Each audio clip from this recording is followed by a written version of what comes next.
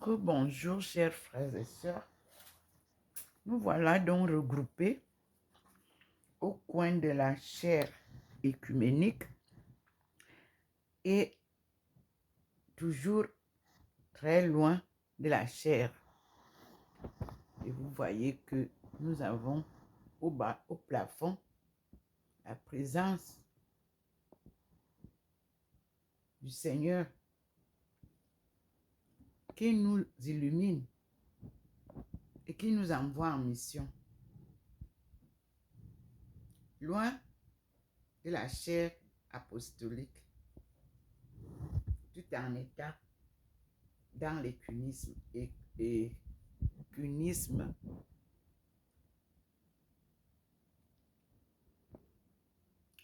Nous disons gloire à Dieu. Nous sommes trois là, vous voyez bien comment il nous montre. Mais nous sommes regroupés en un seul signe d'unité dans la foi et la mission qui nous est assignée. Marie de Magdala, Thérèse d'Avila et Ndomomelingi Thérèse qui parle, appelée spirituellement Thérèse de la Sainte Face, pour avoir reçu par le Christ lui-même sa sainte face, telle au jour de sa tribulation. Cela s'est passé du 7 au 8 août 2007 à Paray-le-Monial lors d'un rassemblement des familles pour des conférences et des prières, car les familles sont dans un tsunami, comme je l'avais dit. Un tsunami qui n'a pas de nom. Le monde est plongé dans les ténèbres du mal. Mais Dieu vient éclairer le monde par sa lumière, par sa parole et par l'évangile de Jésus-Christ qu'il a envoyé il y a plus de 2000 ans vers son peuple et qui a été tué, crucifié, enterré, mais ressuscité le 3e jour, comme cela avait été prévu et annoncé par les premiers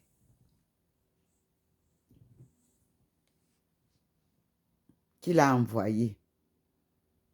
Ces premiers prophètes, il nous a recommandé 4 d'entre eux, à savoir, comme vous l'avez vu, Isaïe, Jérémie, Ézéchiel, Habakkuk, Daniel,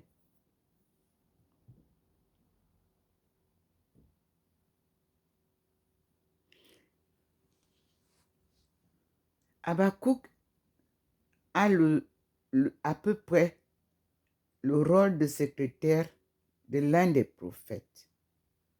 Donc, ces écrits ont été rapprochés là. Et pour comprendre comment Dieu nous appelle, il nous a rappelé Samuel. Vous écouterez Samuel vous dire comment lui, il a été appelé. Et la majorité d'entre nous, c'est comme ça que Dieu nous appelle. Au prime abord, vous ne comprenez pas, vous croyez que c'est quelqu'un qui vous a appelé. Puis au fur et à mesure, il se dévoile à vous progressivement. Mais pas avec les yeux humains, mais avec les yeux du cœur. Parce que c'est dans le cœur qu'habite l'Esprit Saint. Nous voici perchés en haut. Voyez, nous sommes au niveau de l'écuménisme, mais le Seigneur nous envoie plus haut. Parce que la plateforme ne peut pas nous recevoir avec la parole de vérité que lui, il voudrait imposer là. Donc, il va nettoyer l'Église. Il va nettoyer les églises pour implanter son Église. C'est pour ça que nous avons ces enseignements du plan du salut. Quand il aura tout assaini, il va en ce temps-là nous apporter le plan du salut. Et nous ne sommes pas loin. Nous sommes en marche avec le Seigneur Jésus-Christ désormais, qui nous accompagne, qui nous enseigne, qui nous éduque, qui illumine le chemin et qui choisit avec nous parce qu'il est le compagnon de route. Ce compagnon que le Dieu le Père m'avait donné à Beijing le 25 mai 1995 est un compagnon de route fidèle, un ami fidèle. Comme nous le chantons souvent, quel ami fidèle et tendre nous avons en Jésus-Christ, toujours prêt à nous comprendre. Donc, vous savez, il nous comprend. Que ce soit au temps difficile, que ce soit pendant les soucis, que ce soit pendant les moments d'assèchement, que vous ne l'entendez pas, lui, il nous comprend. Il est le guide sûr avec nous. C'est pour ça que vous devez comprendre que il est le Dieu fait homme. Parce que Dieu se rapproche de nous à partir de Jésus-Christ. Si vous ne connaissez pas Jésus-Christ, vous ne pouvez pas vous rapprocher de Dieu. Ça, c'est pour ça que Jésus a dit, je suis la voie de la vérité, celle qui nous conduit à Dieu. Et c'est clair. Nous disons, vous avez bien vu. Et ensemble, nous allons ouvrir le livre de Jésus-Christ,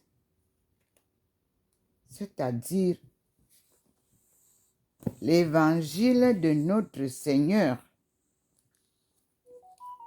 Jésus-Christ, le Fils de Dieu.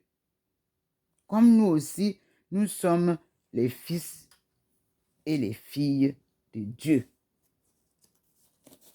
Comprenez ça et vous comprendrez que il est le descendant de David.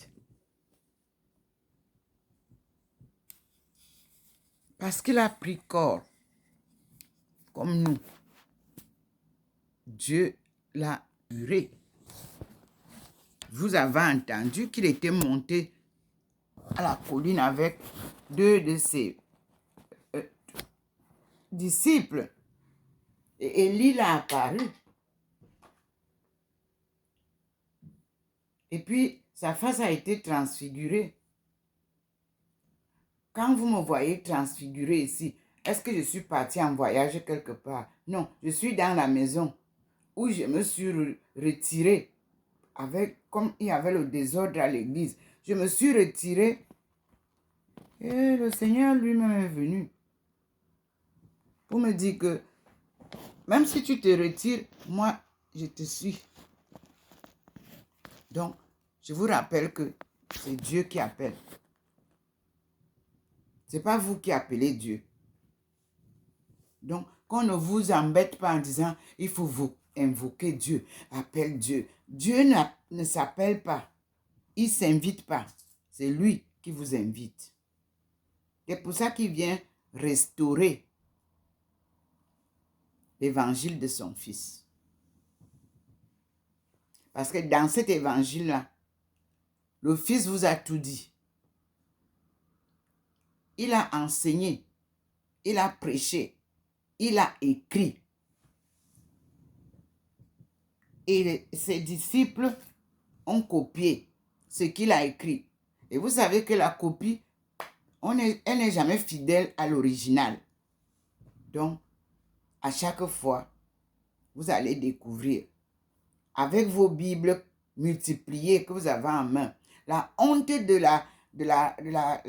la chrétienté, c'est que un seul livre appelé l'Évangile, appelé la parole de Dieu, appelé la Bible, vous l'avez multiplié. Il y a tellement de versions que l'authenticité de la parole de Dieu s'y perd.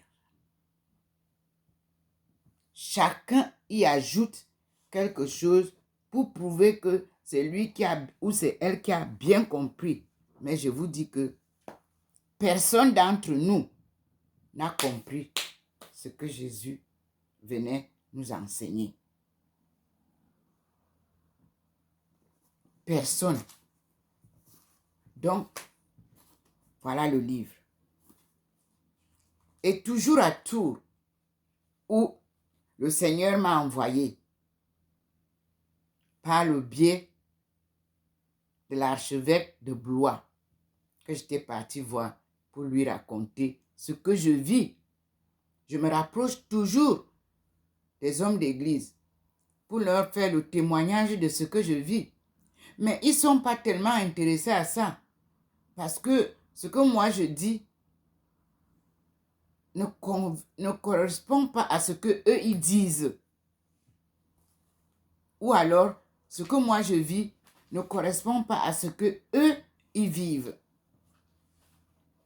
Maintenant, le Seigneur ouvre encore. Se garder d'imiter les scribes.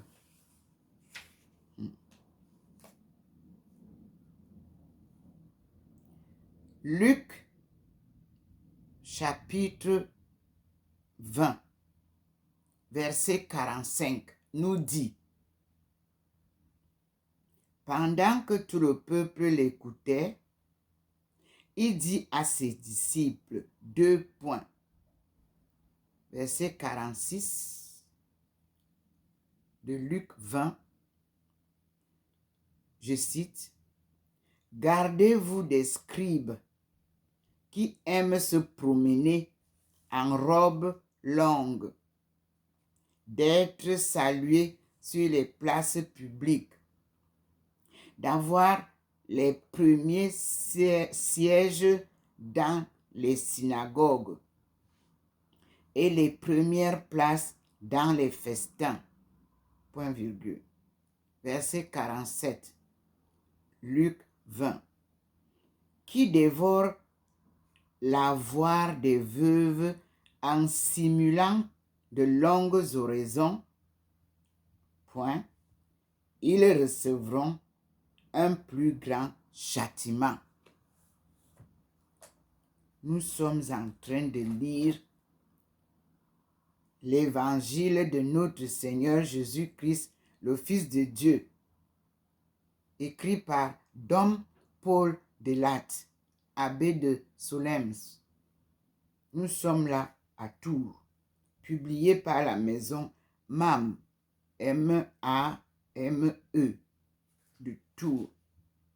Ce vieux livre est parmi les livres qui m'ont été donnés lorsque les pères de Saint-Esprit se débarrassaient de leur bibliothèque.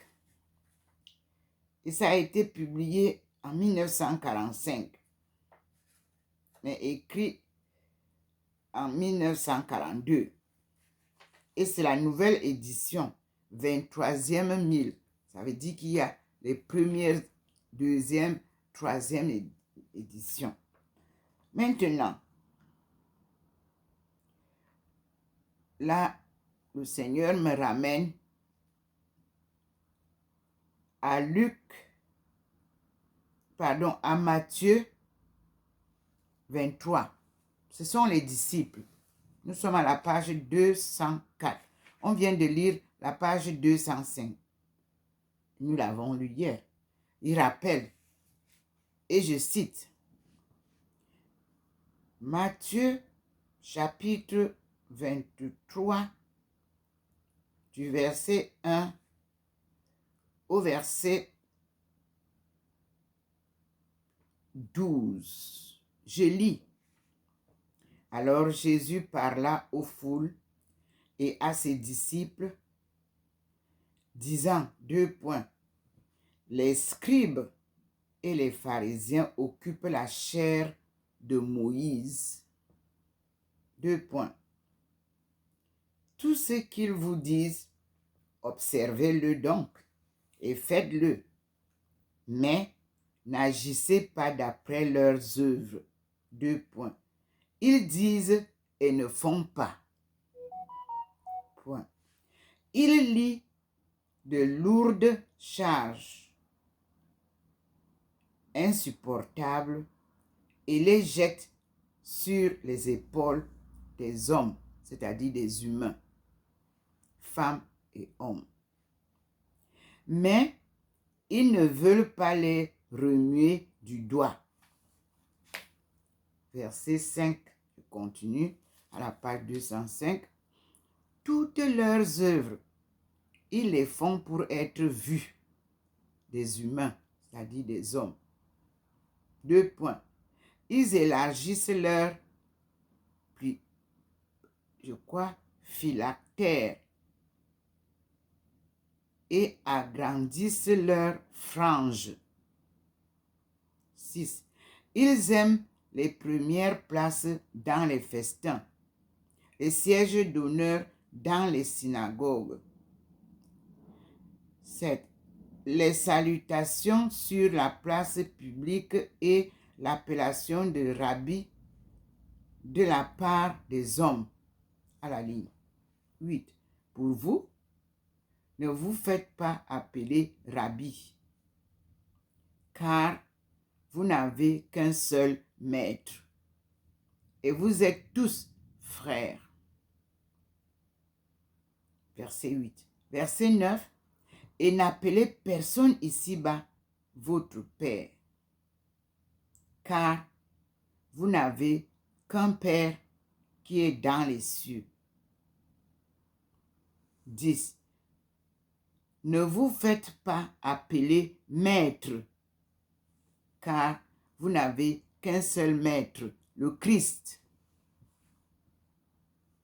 Versets 11 et 12. Plus grand parmi vous sera votre serviteur. Mais quiconque s'élève sera abaissé, et celui qui s'abaisse sera élevé. Nous sommes là à la page 205, 204 et 205 du livre L'Évangile de notre Seigneur Jésus-Christ, le Fils de Dieu, et dont le sous-titre est « Se garder d'imiter les scribes ». Marc 12 suit Matthieu 23. Marc 12, chapitre, verset 38 à 40, nous dit, il leur disait dans son enseignement, gardez-vous des scribes qui aiment se promener en robe longue, se faire saluer sur la place publique, avoir les premières places, les premiers sièges, dans les synagogues et les premières places dans les festins, qui dévorent l'avoir des veuves sous prétexte de longues prières. Ils subiront un châtiment. Ici, le Seigneur Jésus-Christ révèle quelque chose de très important. Vous qui ruinez les veufs, les veuves, vous qui faites ce qu'il dit là,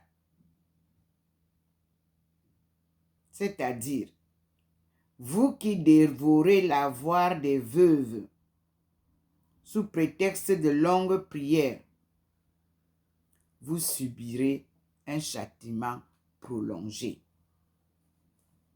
C'est Dieu qui parle. Quand on dit les scribes, prêtres, évêques, archevêques, écoutez ça. Il invite le pape à écouter ça aussi. Nous qui sommes catholiques, il s'adresse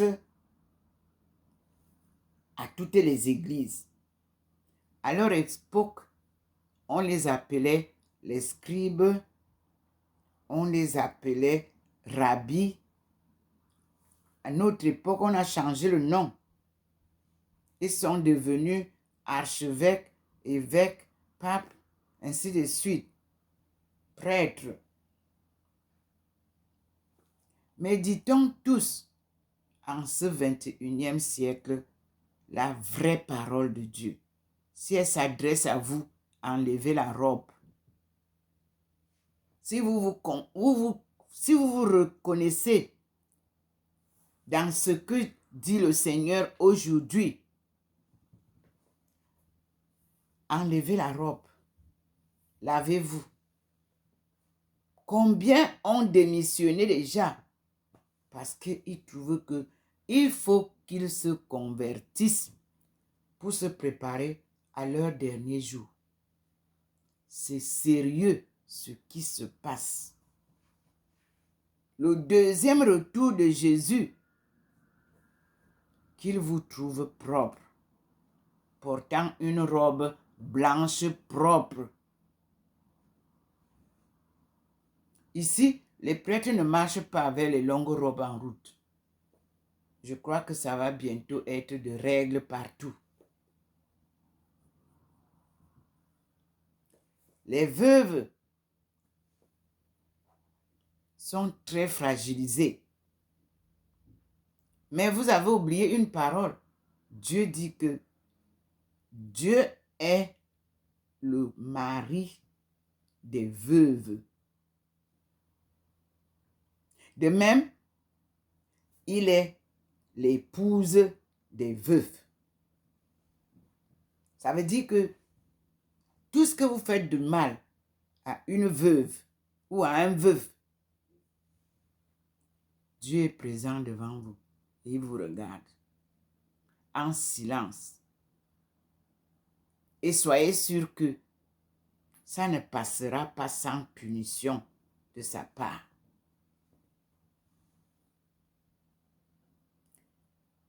La mort est la porte de sortie de toute vie. Nous sommes tous nés. C'est la porte d'entrée. Et nous mourrons tous. C'est la porte de sortie. Donc, nous sommes tous mortels. Dieu seul est immortel.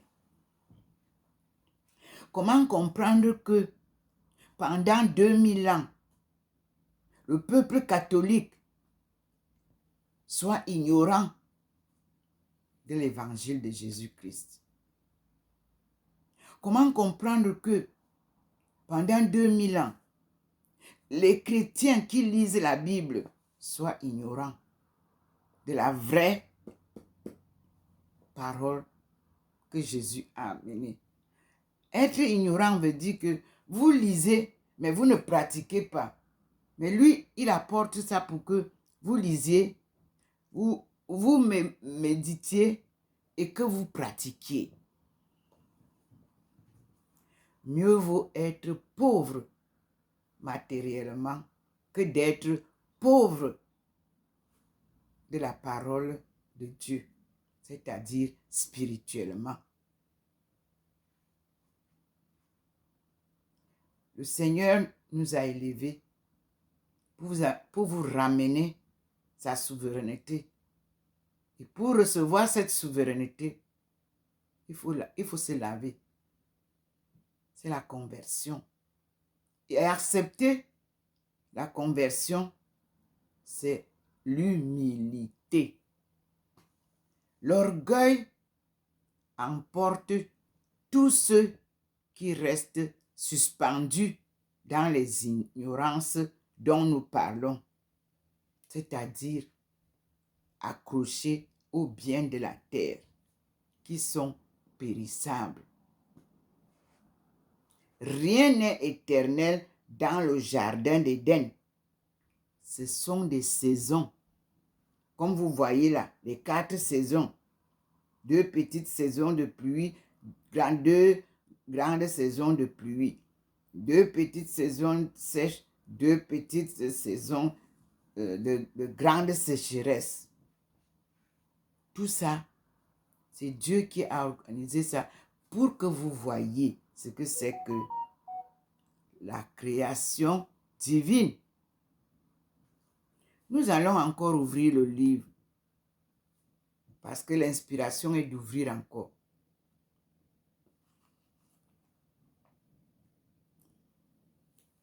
Ici, Jésus est devant Pilate. À la page 353, il m'est dit, Pilate, romain et sceptique, le sens religieux de cette question n'a rien qui l'intéresse. Et il répond, non sans impatience, 2 points. Est-ce que je suis juif? Moi, pour parler au nom des Juifs et avec leurs préoccupations. Question. Voici le fait. 2 points. Votre peuple et vos prêtres vous ont livré à moi. 2 points. C'est une présomption contre vous. Qu'avez-vous fait pour mériter la haine de tous? Le nom qu'on vous donne a une couleur de sédition. Est-ce que réellement vous prétendez au trône des Juifs? Seriez-vous l'un de ces sectaires turbulents que j'ai été obligé de punir naguère? Vous lirez cela dans Luc, chapitre 13, verset 1. Qui soulève les masses et crée des difficultés au gouvernement?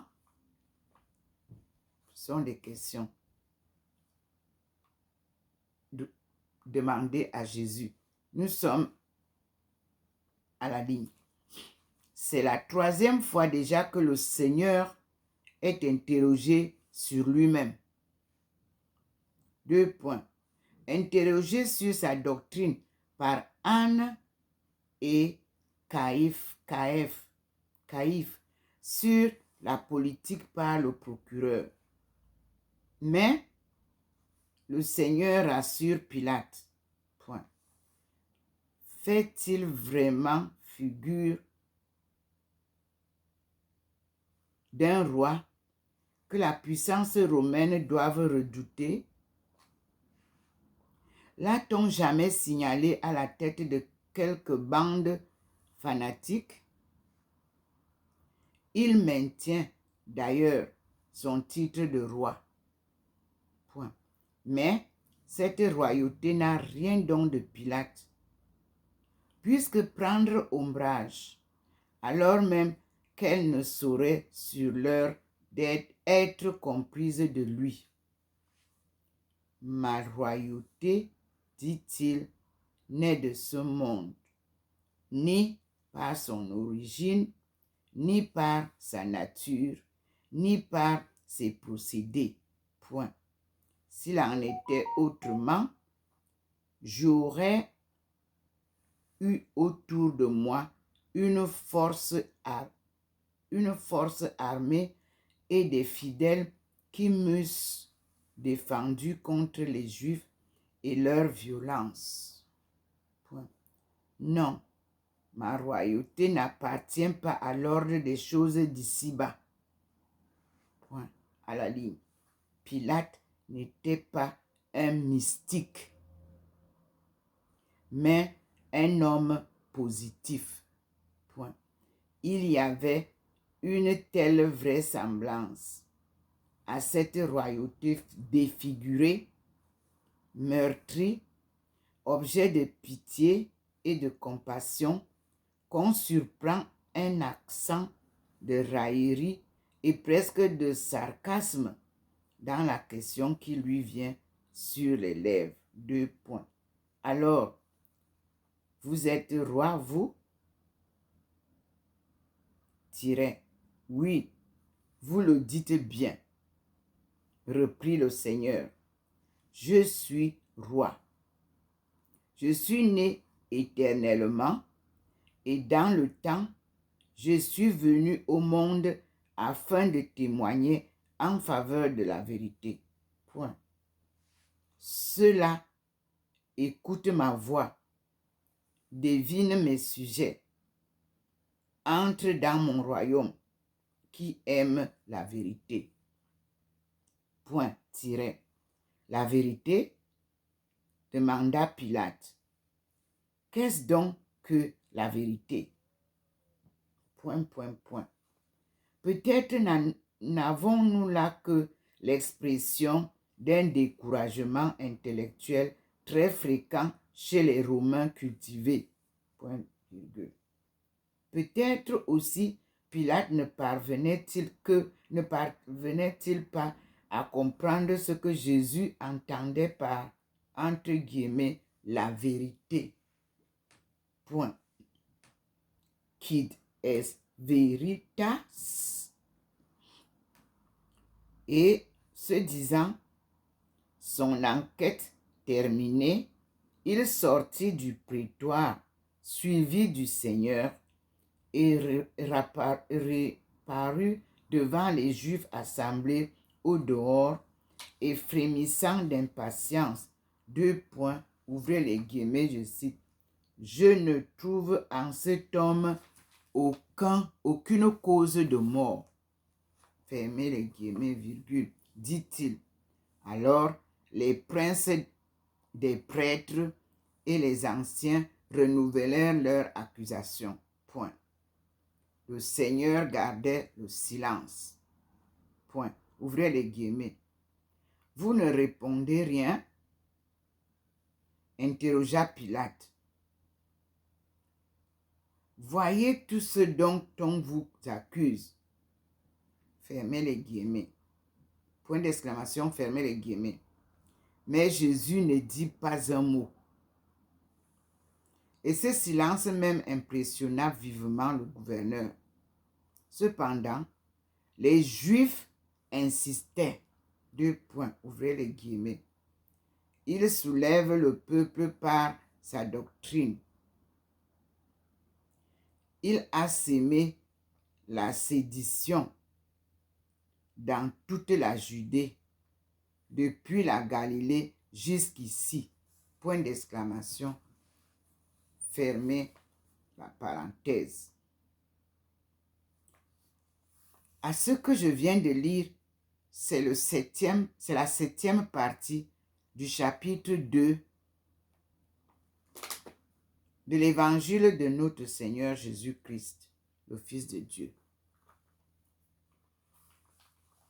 Et vous avez cela dans la Bible, dans Luc 23, du chapitre 6 au chapitre 15.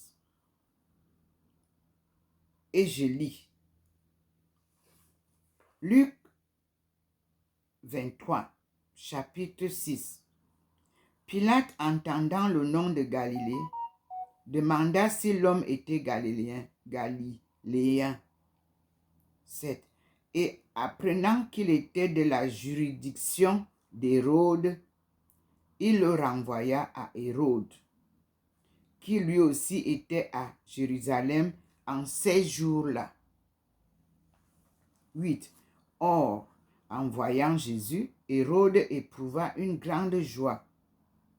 Depuis longtemps, il était désireux de le voir, parce qu'on lui avait raconté beaucoup de choses à son sujet et qu'il espérait le voir opérer quelques miracles.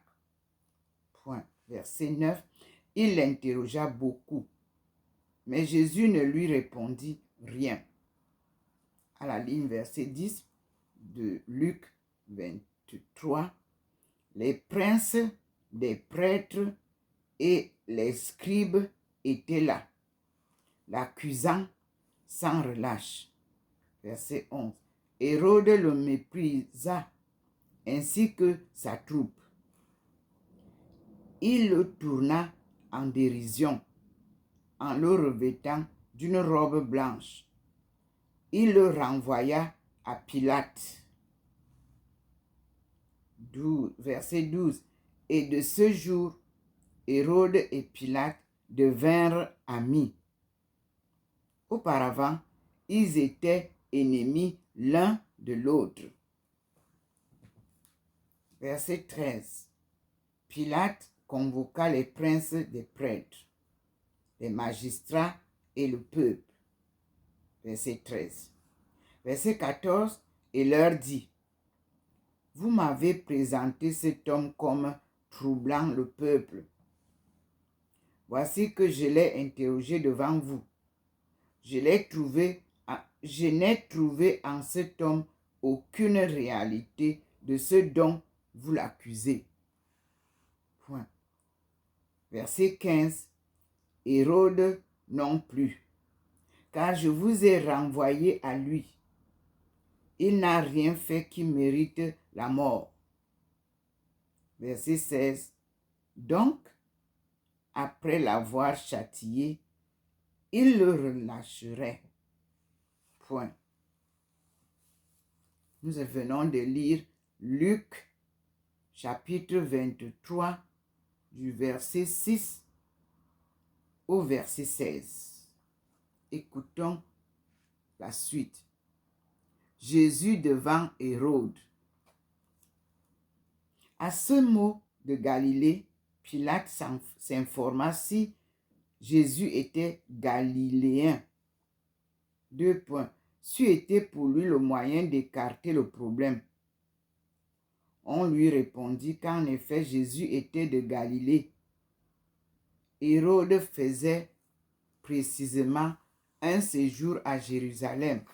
Sur le champ, Pilate lui adressa l'accusé pour obtenir un supplément d'information, sinon pour se débarrasser d'une cause épineuse et en charger son collègue. Point. Grande fut la joie du tétrarque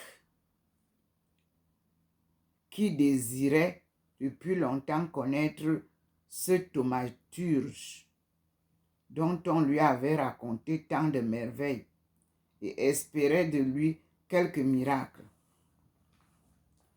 Il accabla Jésus de questions. Les princes des prêtres et les scribes reproduisaient auprès de lui toutes leurs imputations.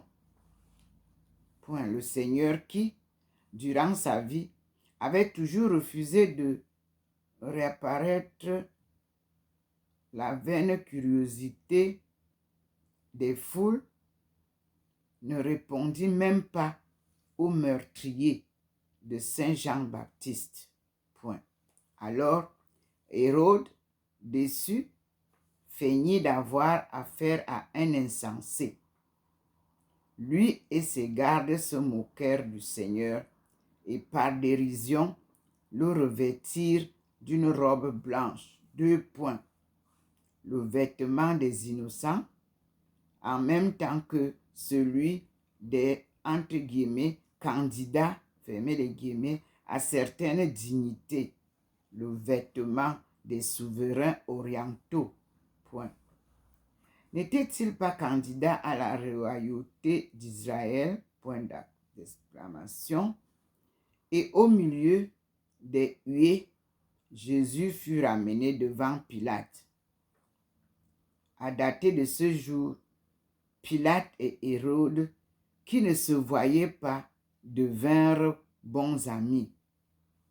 Cet échange de courtoisie les réconcilia, point à la ligne.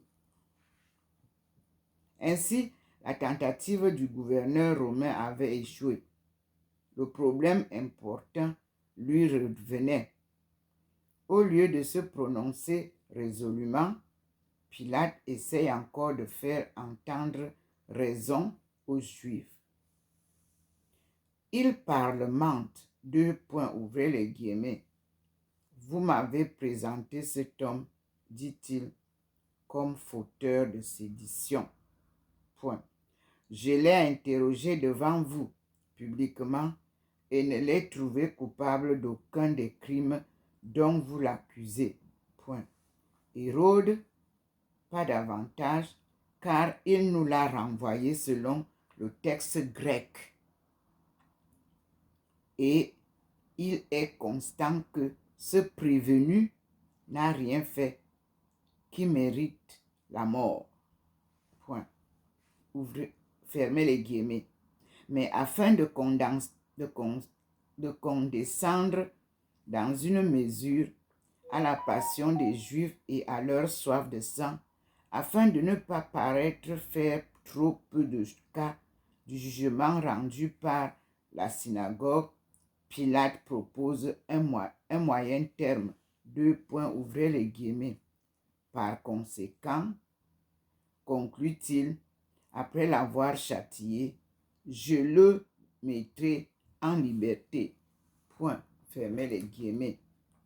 Aussitôt, d'ailleurs, un autre expédient, moins cruel, sans doute, mais insultant pour le Seigneur, se présente à son esprit.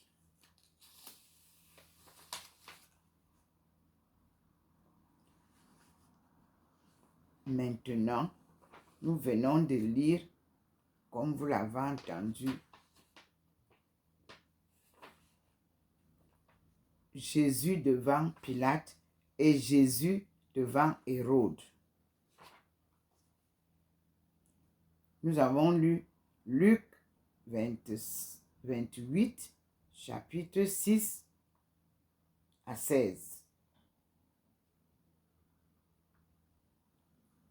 Et nous avons lu juste la page 354 à 355. Et nous avons maintenant Matthieu 15. Donc Matthieu chapitre 27, chapitre 15 à 23, que je cite.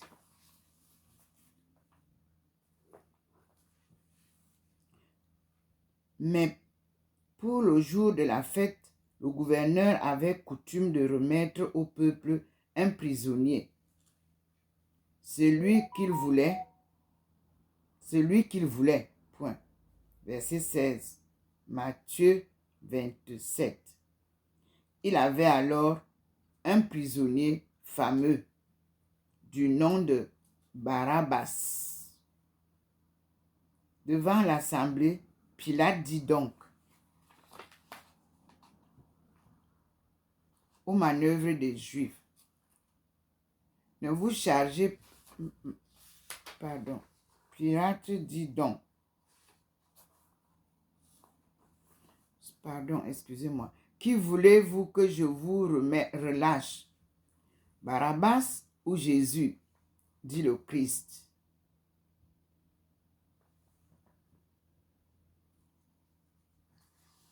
Car il se rendait compte que c'était par envie qu'il l'avait livré. 19. Pendant qu'il se tenait assis à son tribunal, sa femme lui envoya dire qu'il n'y ait rien entre vous et ce juste. car j'ai été fort tourmenté aujourd'hui en songe à cause de lui. Point à la ligne. Verset 20. Mais les princes des prêtres et les anciens persuadèrent au peuple de demander Barabbas et de faire mourir Jésus. Verset 21. Le gouverneur répondit et leur dit, lequel des deux voulez-vous voir relâché? Ils dirent, Barabbas. Nous sommes au verset 21. Verset 22. Pilate leur dit, que ferai-je donc de Jésus, dit le Christ? Ils disent tous, qu'il soit crucifié. Le gouverneur leur dit, quel mal a-t-il fait? Mais ils criaient plus fort, disant, qu'il soit crucifié. Nous passons à la lecture de Marc, chapitre 15, à partir du verset 6 au verset 14. Je cite. Pour le jour de fête, il avait coutume de leur relâcher un des prisonniers, celui qu'ils avaient demandé. Or, il y en avait un nommé Barabbas, qui avait été emprisonné avec des séditieux pour un meurtre qu'il avait commis dans une émeute. 8. Étant monté, la foule se mit à demander ce qu'il leur accordait toujours. 9. Pilate leur répondit et dit, voulez-vous que je vous relâche le roi des Juifs? Verset 10. Il se rendait compte en effet que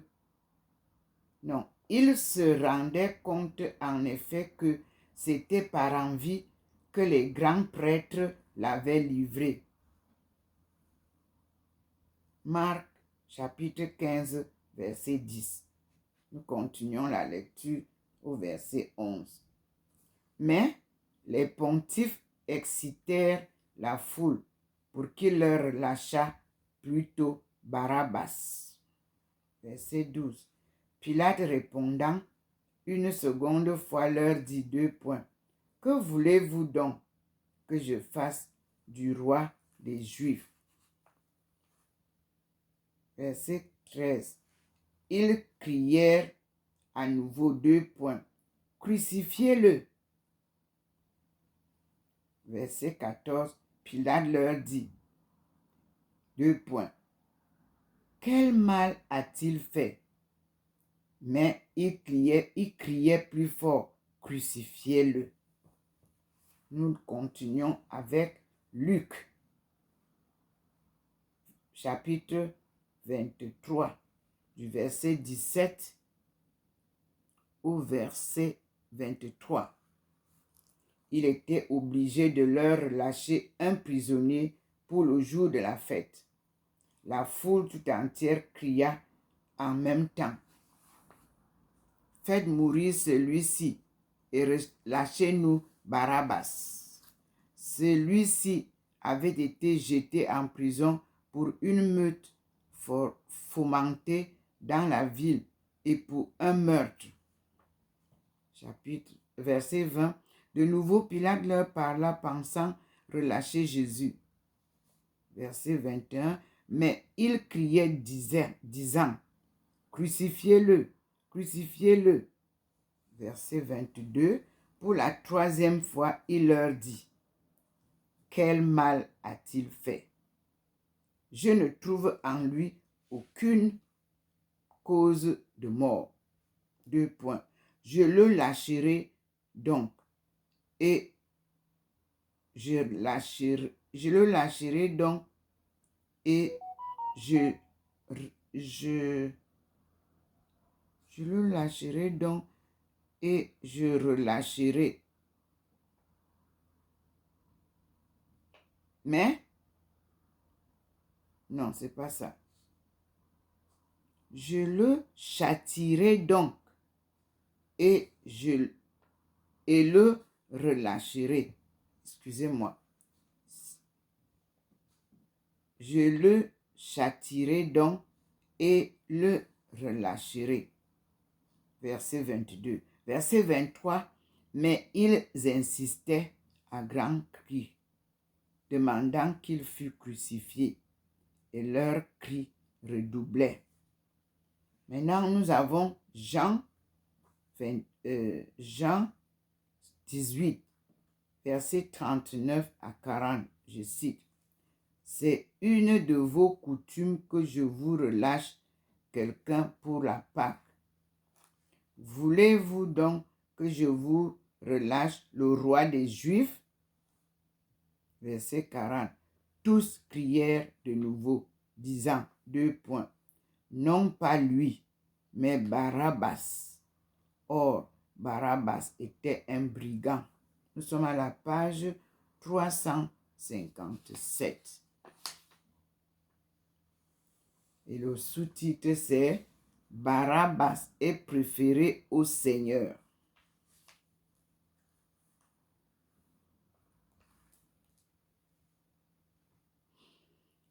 Le commentateur du livre nous dit, par un calcul de commisération qui sera aussi déjoué, Pilate rappelle l'usage établi qu'à la fête de Pâques et à l'occasion de la grande solennité, on donne amnistie à un coupable de droit commun au choix du peuple.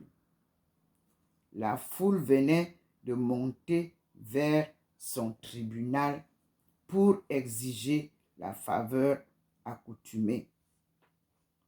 Il y avait alors dans les prisons un malfaiteur notoire nommé Barabbas. Au cours d'une émeute récente à Jérusalem, il avait commis un meurtre. Ouvrez les guillemets.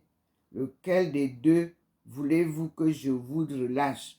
Demanda Pilate.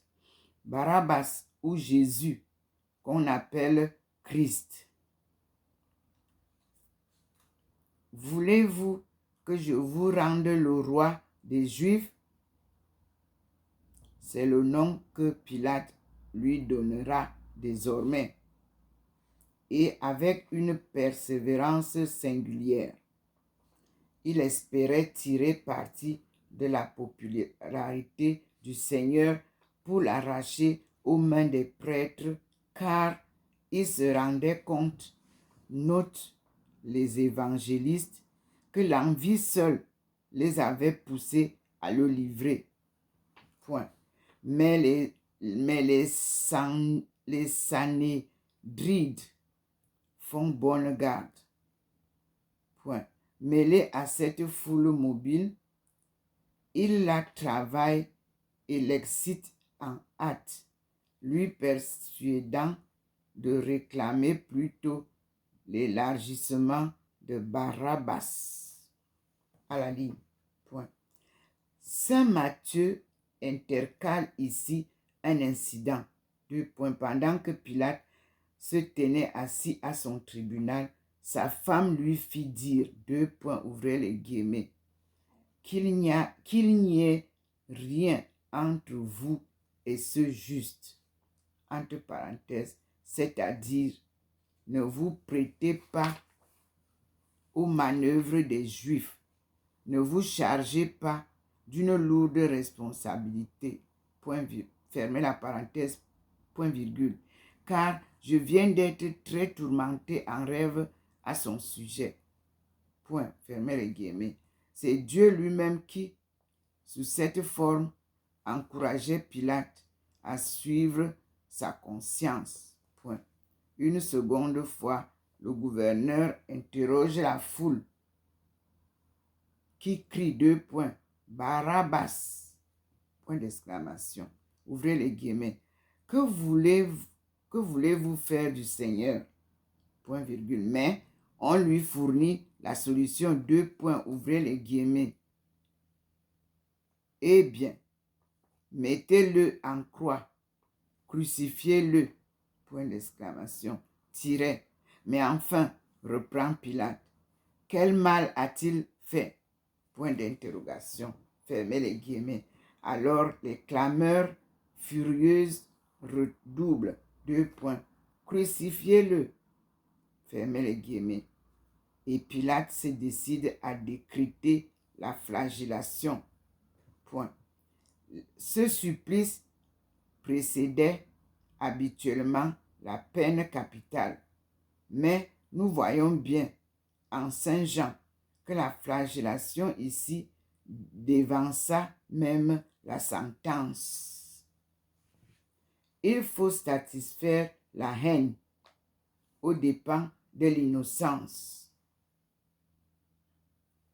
Deux points. Cela s'appelle chez les politiques une combinaison. Point d'exclamation. Ce n'est jamais qu'injustice, lâcheté, maladresse. Mais les écrivains sacrés se bornent à relater les faits sans commentaire, sans rien qui trahisse les émotions ni leur douleur. Entre guillemets, le style de l'évangile est admirable en tant de manière, virgule, dit Pascal, et entre autres en ne mettant jamais aucune invective contre les bourreaux et les ennemis de Jésus-Christ, car il n'y en a aucune des historiens contre Judas, Pilate, ni aucun des Juifs. Point. Fermé à la ligne. Ici, nous avons à la suite de la page 350. Nous avons commencé 356, 357, 358. À la page 358, nous avons Matthieu 28, verset 27 à verset 30, qui nous dit: alors, les soldats du gouverneur amenèrent Jésus dans le prétoire et rassemblèrent autour de lui la cohorte tout entière. 28.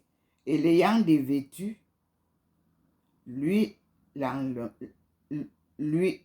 l'ayant dévêtu, ils l'enveloppèrent d'une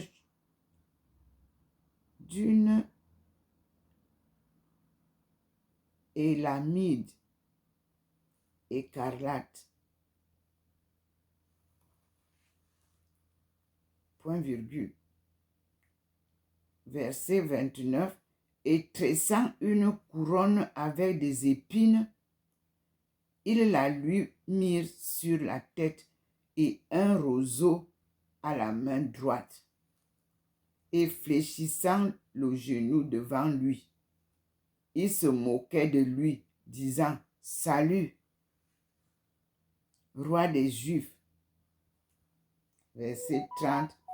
Et crachant sur lui, il prenait le roseau et lui frappait la tête.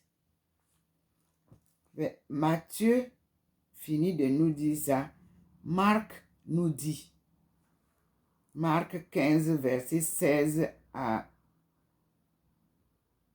18, je cite: les soldats le conduisirent dans la cour du prétoire et convoquèrent toute la cohorte.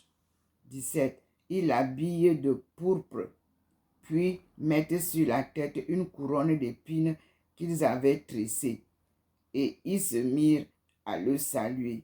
Salut, roi des Juifs. Verset 19. Et ils lui frappaient la tête avec le roseau et crachaient sur lui, ployant les genoux. Il l'adorait. Maintenant, Jean 19, versets 1 à 3, il est dit, alors donc, Pilate prit Jésus et le fit flageller. Verset 2.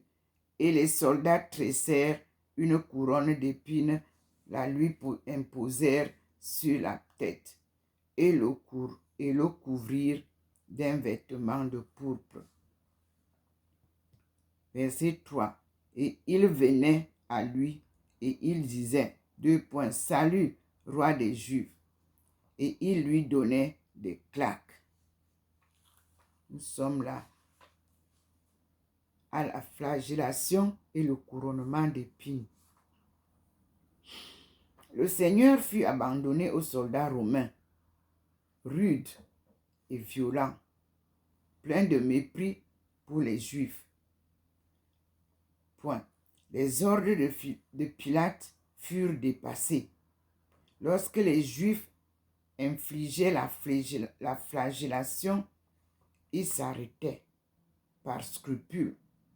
Au 39e coup de verge, il n'est aucunement probable que les soldats aient respecté cette coutume juive.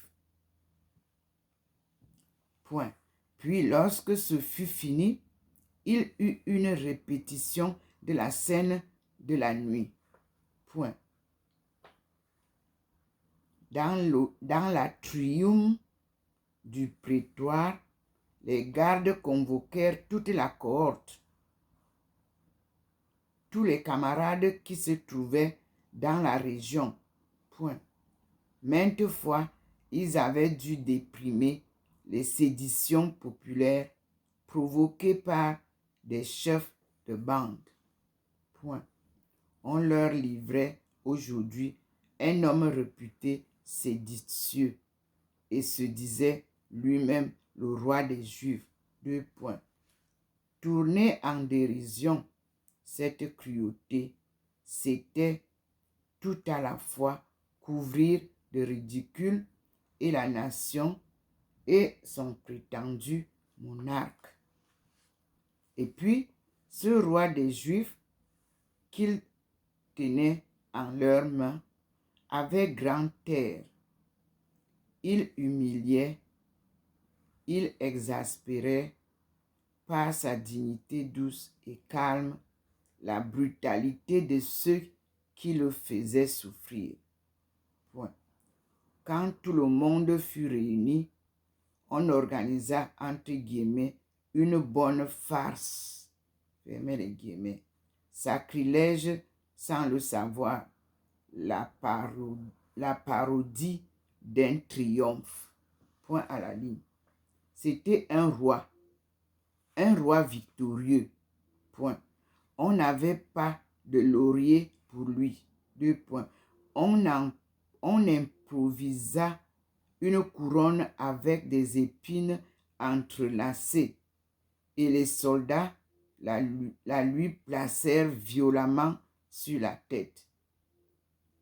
Il n'avait pas de sceptre. On prit un roseau qu'on lui mit dans la main droite.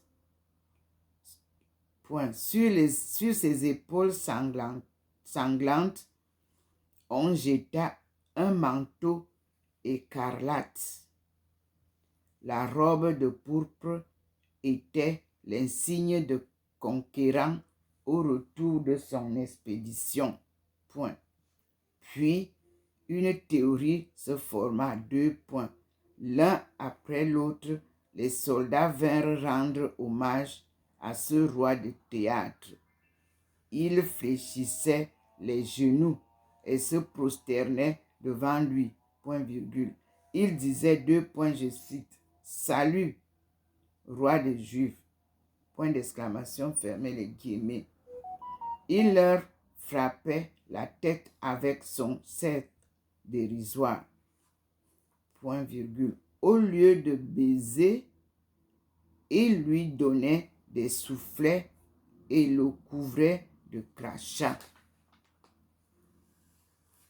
Jean 19,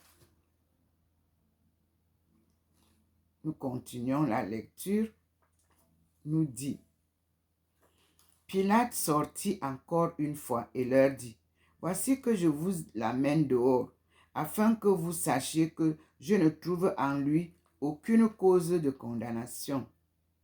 Verset 4.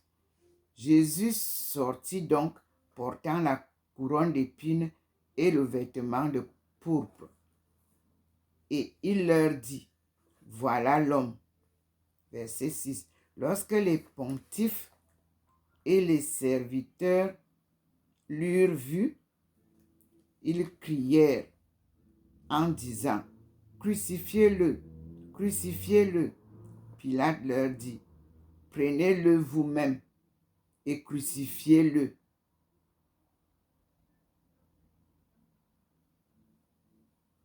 Je ne vois en lui rien qui mérite la mort. 7.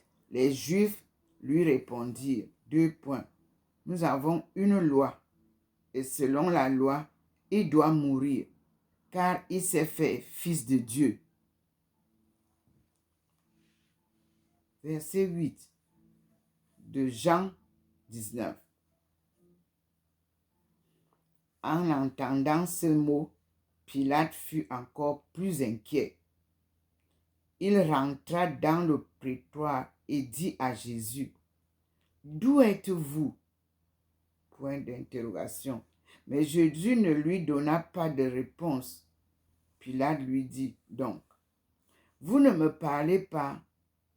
Ne savez-vous pas que j'ai le pouvoir de vous crucifier et le pouvoir de vous relâcher » Verset 11. Jésus répondit, « Vous n'auriez sur moi aucun pouvoir si cela ne vous eût été donné d'en haut. » Point. C'est pourquoi celui qui m'a livré à vous se charge d'un plus grand crime. Point à la ligne. Verset 12. Dès lors, Pilate cherchait à le relâcher. Mais les Juifs criaient en disant, 2 points, si vous le relâchez, vous n'êtes pas l'ami de César. Point virgule. Car quiconque se fait roi est en opposition avec César. Verset 13, je continue. Pilate, entendant ces mots, amena Jésus dehors et prit place à son tribunal, au lieu appelé Lithostrotos, en hébreu Gabata.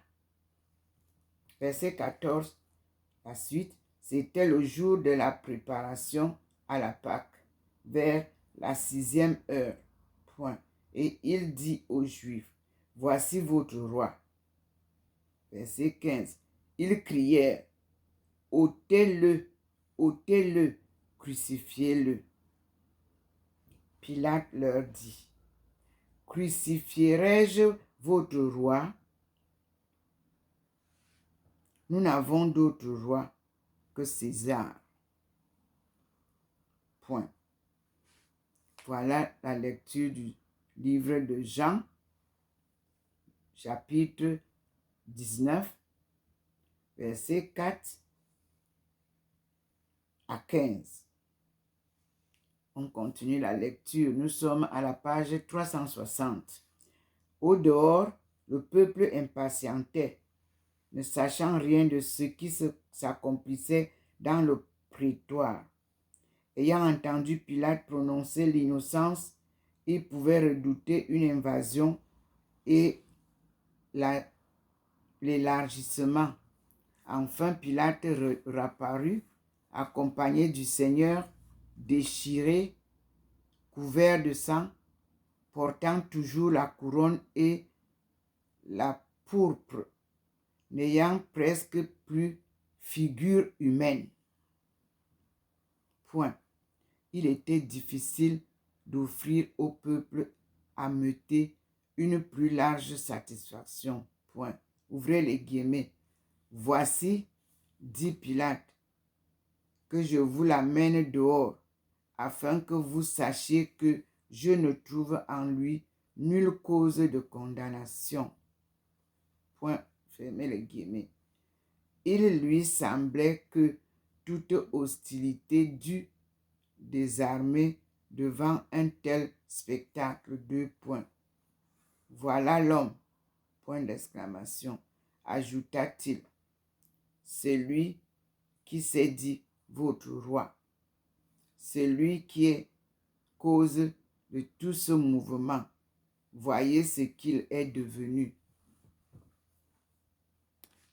Pilate escomptait la pitié de la populace. Deux points.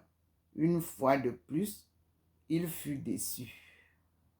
Les princes des prêtres et leurs satellites n'eurent pas plus tôt aperçu Jésus que retentit à nouveau la clameur. Deux points. Crucifié, crucifié, fermez les guillemets. Pilate n'est vraiment qu'un jouet pour ces Juifs qui le connaissent bien et exploitent son irrésolution. Point.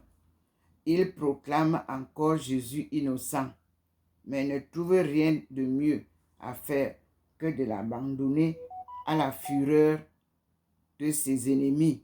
Deux points, ouvrez les guillemets. Prenez-le vous-même et crucifiez-le, point virgule, car je ne vois en lui rien qui mérite la mort. Point d'exclamation, fermez les guillemets. Il l'a dit déjà, presque dans les mêmes termes. À la ligne, les chefs de la synagogue, n'ayant pas réussi à faire prendre au sérieux le titre de, entre guillemets, roi des Juifs, invoquent alors un autre grief. C'est lui-même qui a déterminé la condamnation chez Caïphe. Deux points. Il s'est dit le Fils de Dieu. Point. Il peut se faire de Jésus soit innocent pour Pilate et pour un Romain, mais il ne l'est pas pour nous. Nous autres, nous avons une loi. Point. L'occupation romaine ne l'a pas abolie. Point. Or, d'après cette loi, il doit mourir. Vous lirez cela dans Léviticus chapitre 24, verset 16. Car sa prétention est un blasphème. Point tiré. Le témoignage des Juifs implique évidemment deux choses, deux points. Et que le Seigneur s'était déclaré Fils de Dieu à un titre unique, éminent, personnel, point virgule. Et que la synagogue en avait été dûment avertie, point à la ligne. Encore que Pilate ne put mesurer toute la valeur d'un pareil titre, ses perplexités redoublèrent. Magis timuit. Point. Jusqu'alors, il avait reconnu dans cette cause bien des caractères extraordinaires. Et voici que, pour augmenter sa terreur, les gens de la synagogue imputent à Jésus de s'être décerné une origine divine. Point d'exclamation. Peut-être le gouverneur eut-il un instant le pressentiment d'être coupable de sa sentence devant l'histoire. Point. Quel était donc cet homme? Point d'interrogation. Le juste de Platon, ou simplement un homme de grande vertu et de haute doctrine. Point d'interrogation. C'est un jeu redoutable que de porter devant la postérité la déférence pour la passion d'une multitude, le triste honneur d'avoir été le bourreau d'un innocent. 2 points. Crucifixus sub Pontio Pilato. Point, point. Prenons nos sécurités, se dit Pilate. Et celui qui, tant de fois en symbole de sa faiblesse et de son irrésolution,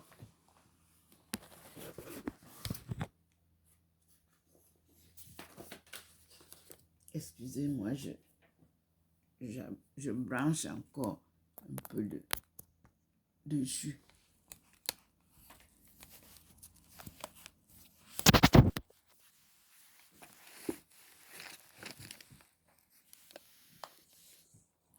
Excusez-moi, la batterie était faible. Nous continuons la lecture.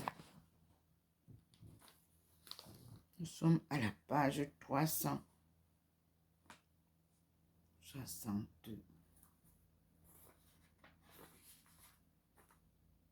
Nous sommes à la page 362.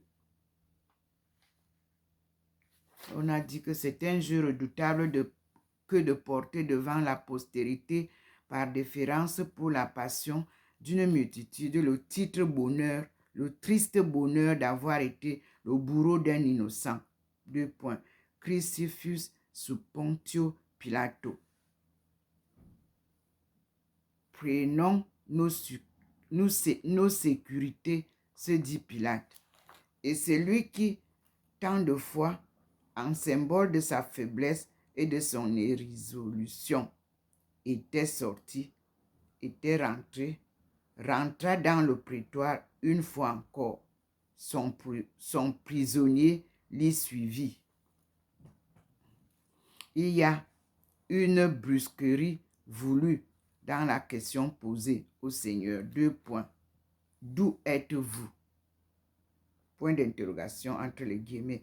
Cette soudaineté pouvait surprendre l'accusé, virgule, tiret, à moins qu'elle ne fût provoquée par le poids des réflexions secrètes de Pilate. Les religions orientales avaient assez pénétré dans l'Empire romain pour que Pilate pût donner une vague signification religieuse à l'assertion. 2 points. Ouvrez les guillemets, je cite. Il s'est dit le Fils de Dieu. Point. Fermez les guillemets. Quoi qu'il en soit, le Seigneur ne répondit rien. Une réponse directe eût d'ailleurs été inintelligible pour le gouverneur. 2 points. Son âme n'y était nullement préparée. Point. La première partie de son enquête, là où il avait été parlé du royaume de la vérité, lui avait fourni tout ce qu'il pouvait exiger et comprendre.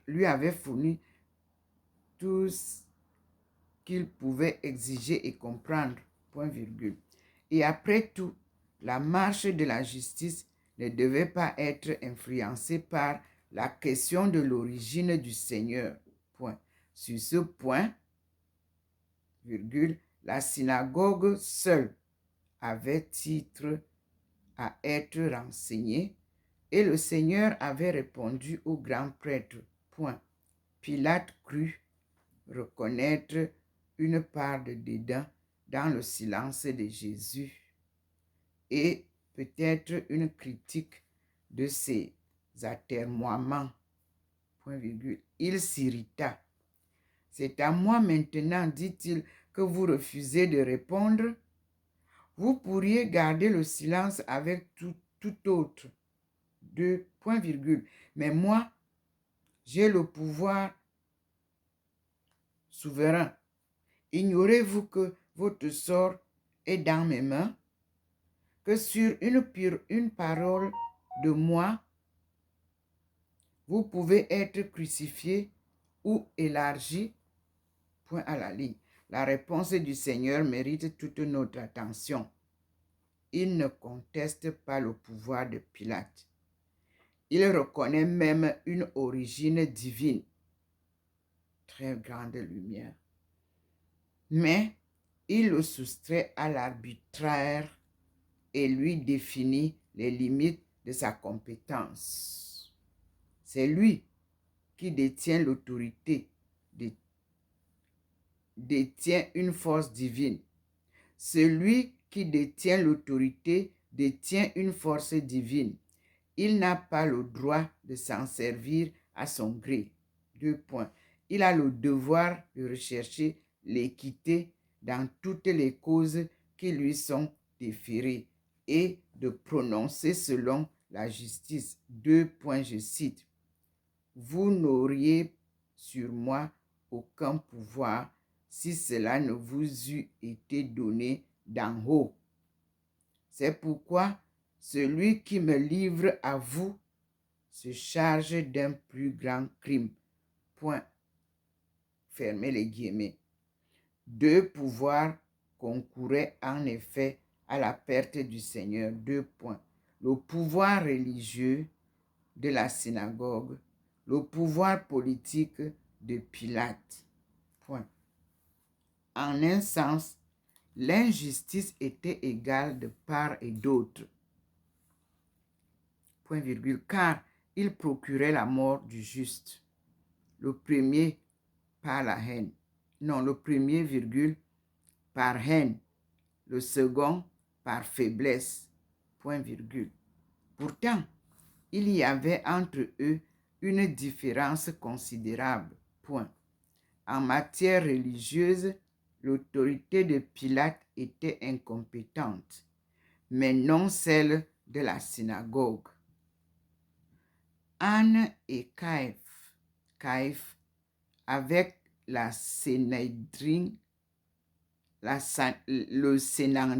Sénédrin, avaient mandat de reconnaître le Messie, virgule, et même de le désigner au monde. 2 points. Or, ils se dérobaient à leur devoir, point virgule, aussi à l'inéquité qui leur était commune avec le pouvoir civil, ajoutait-il le crime de l'infidélité. Point. Un pouvoir plus étendu constituait pour la synagogue une responsabilité plus redoutable. Point à la ligne. Le gouverneur romain compris, en partie du moins, point. Tout cela était dit avec tant de calme, de douceur, de dignité, par ses lèvres meurtries, sans nulle arrogance, avec l'accent de la sérénité. Point. Dès lors, observe l'évangéliste, point, virgule, Pilate ne chercha plus qu'à délivrer Jésus. Malheureusement, les clameurs des Juifs ne se taisaient point. Et lorsqu'il se présenta de nouveau devant la foule, il fut accueilli par cette menace. 2 points, ouvrez les guillemets. Si vous le relâchez, vous n'êtes pas l'ami de César. Point virgule, car quiconque se fait roi est en opposition avec César. Point d'exclamation, fermez les guillemets. Enfin, ils ont visé juste. La perspective d'une ambassade juive s'en allant dénoncer à Tibère, le gouverneur, qui avait ménagé une royauté naissante, la crainte d'être accusé de lèse-majesté impériale, de perdre la faveur du maître et le pouvoir, et peut-être davantage encore 2 points. Tous ces considérants serviles triomphent des hésitations précédentes. Point. Pilate ne supporte pas un instant la pensée d'un écroulement de sa fortune. 2 points. Il sacrifiera donc le Seigneur, point virgule, et il perdra néanmoins quelques années plus tard l'amitié de César, point virgule. Il finira par le suicide après avoir peut-être repensé parfois à cette conversation et à son mystérieux interlocuteur. Point à la ligne. L'enquête est terminée. Voici les derniers préparatifs du jugement lui-même. Nous savons combien les Romains étaient stricts observateurs des rites et des formes solennelles de leurs actes publics.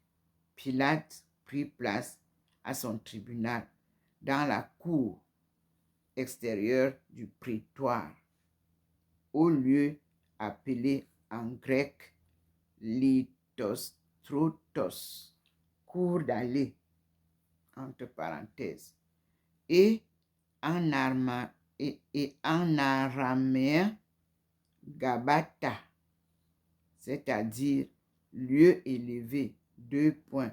Les fouilles récentes en ont retrouvé l'emplacement, point. C'était le jour de la parascève pascale, vers midi, point. Pilate résume en quelque sorte les débats et non sans ironie, dit aux Juifs. 2 points, je cite, ouvrez les guillemets. Voici votre roi, point d'exclamation, fermez les guillemets.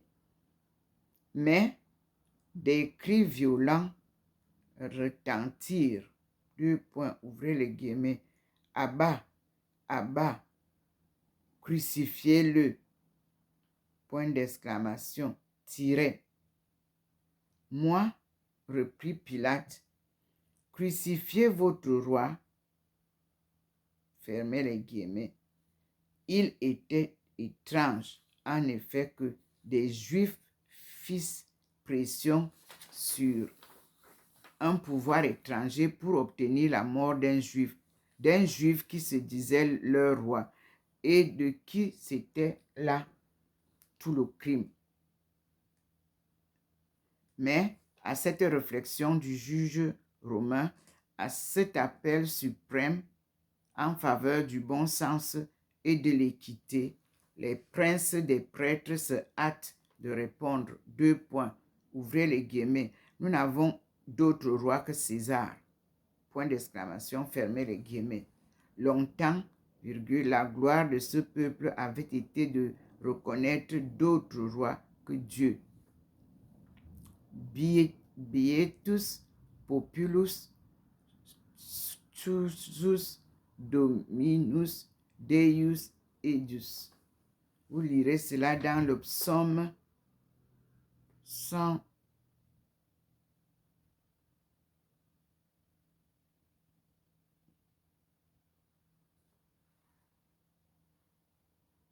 « 163, verset 15. Je vais vérifier. Les chiffres sont en romain. La protestation des pontifes n'est donc pas exempte de blasphème. Point. Pourtant, elle est surtout mensongère. Point. Car la nation juive, dans son ensemble, et si l'on accepte les opportunistes et les politiques ralliés au pouvoir actuel, demeurait frémissante sous une domination qu'elle regardait comme un long sacrilège. Point. Mais la riposte des Sanhédrites ne veut que rappeler à Pilate le danger qu'il y aurait pour lui à prendre parti tout à la fois contre César et contre la synagogue, contre la synagogue qui, dans le cas présent, se rencontrait avec César. Point. L'effort d'intimidation se poursuit. Ici, nous avons Matthieu 27, versets 24 à 26, qui nous dit, Pilate, voyant qu'il ne gagnait rien, mais que le tumulte augmentait, prit de l'eau et se lava les mains devant le peuple, disant, je suis innocent du sang de ce juste. Cela vous regarde. Verset 25. Et le peuple tout entier répondit et dit, que son sang soit sur nous et sur nos enfants. Verset 26 nous dit, alors il leur relâcha Barabbas, et Jésus flagellé, il le leur livra pour être crucifié. Nous sommes maintenant devant Marc 15, du verset 15, qui nous dit, Pilate voulant satisfaire le peuple, leur relâcha Barabbas, et Jésus, frappé de verge, il le livra pour être crucifié. Luc 28, verset 24 nous dit, et Pilate décida, et 25 nous dit, et Pilate décida de céder à leur demande. Verset 25, il leur remit celui qui avait été jeté en prison pour meurtre et sédition, et qu'il réclamait. Et Jésus, il l'abandonna à leur volonté. Point à la ligne. Et nous sommes à Jean 19, verset 16. Alors donc, il leur livra. Alors donc, il le leur livra pour être crucifié. Fin de citation. Et nous terminons par le rédacteur qui dit, voyant qu'il ne gagnait rien et que toutes ses tentatives n'aboutissaient qu'à accroître le tumulte, Pilate se fit apporter de l'eau et devant tous se lava les mains en disant, ouvrez les guillemets, je cite, je suis innocent du sang de ce juste. Point. Cela vous regarde. Point d'exclamation, ouvrez les guillemets. Il renvoyait aux Juifs la responsabilité du meurtre. Et tout le peuple l'accepta dans un élan sauvage. Ouvrez les guillemets, que son sang soit sur nous et sur nos enfants. Point d'exclamation, fermez les guillemets. La malédiction dure depuis 20 siècles. À la ligne. Il ne restait plus au gouverneur qu'à écrire sur les tablettes et à prononcer la sentence juridique. Ouvrez les guillemets, je cite, il sera crucifié, fermez les guillemets. La populace était satisfaite. On lui accordait la grâce de Barabbas, l'homicide et le séditieux, et on lui livrait Jésus. Déjà le Sauveur avait subi la flagellation, prélude habituel du crucifixion. La sainte victime était prête. Nous sommes arrivés à la page 365 du livre de l'Évangile de notre Seigneur Jésus-Christ, le Fils de Dieu. Ce sont, comme je vous l'ai dit, des livres choisis par la lumière. Et j'ouvre devant vous, vous avez vu, spontanément, ça, ce sont les choix divins et inspiration des enseignements de Dieu. Donc, nous parlons du problème de la connaissance de Dieu, du problème de la connaissance de la parole de Dieu, du problème de l'application de la parole de Dieu, du problème de la reconnaissance du Christ envoyé, oint par Dieu, transfiguré pour venir nous apporter cette parole. Le voilà crucifié, jugé, crucifié, mis à la croix, tué, enterré. Mais le troisième jour, comme l'a prophétisé les prophètes d'antan, Isaïe vous le dira, et vous allez lire dans Deutéronome, vous verrez dans les rois, vous verrez dans Exode. Donc, ce que j'appelle la Torah, l'Ancien Testament. To, la vérité. Ra, du Seigneur. Dieu, le Maître. Merci Seigneur pour tes enseignements, pour tes bénédictions, pour ta communion avec nous qui sommes encore vivants. Nous te disons merci. À toi la gloire, Seigneur Jésus-Christ, compagnon de route, l'ami fidèle.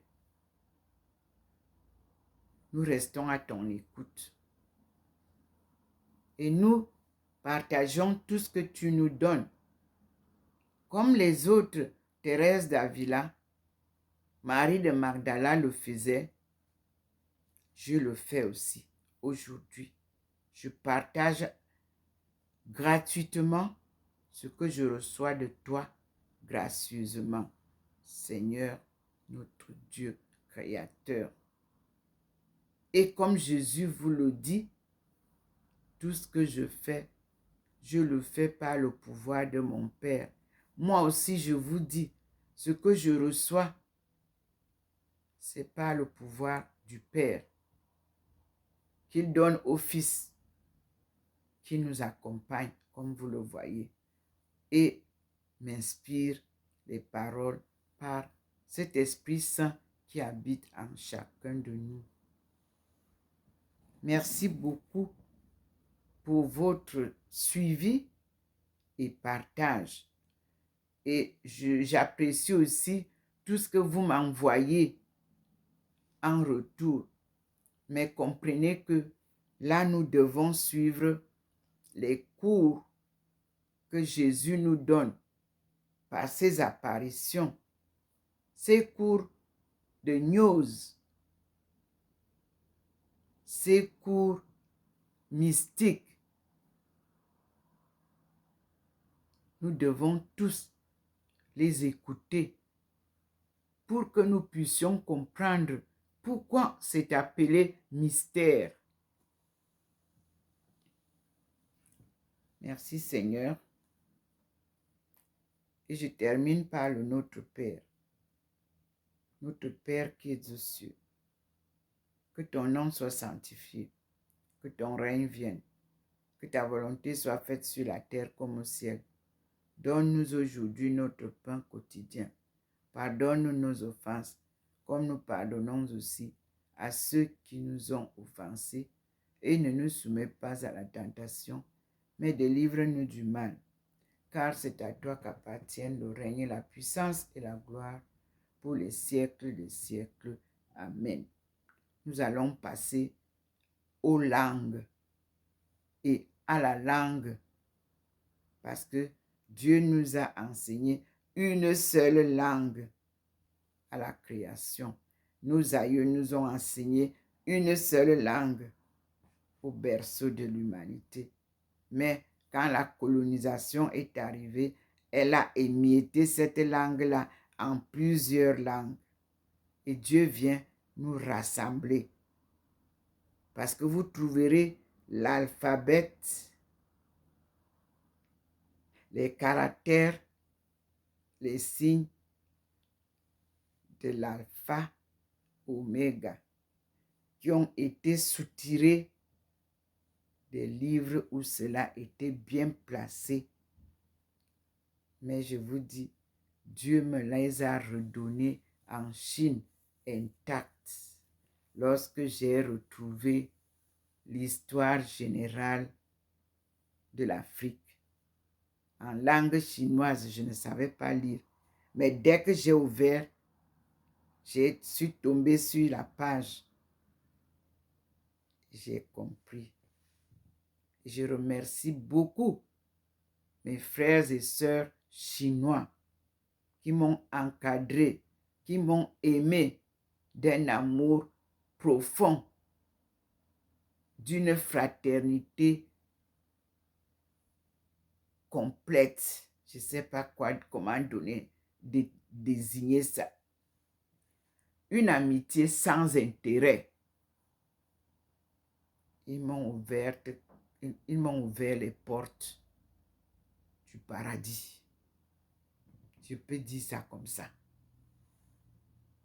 Tout ce que je vous donne me vient de Dieu.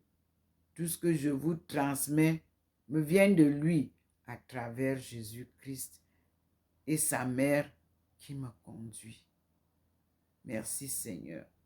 Soyez bénis mes frères et sœurs.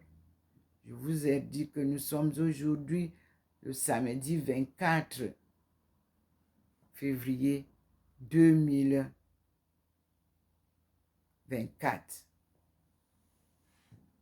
Soyons dans la paix, la joie d'être avec Dieu et restons sous sa protection. Il vient nous sauver. Amen.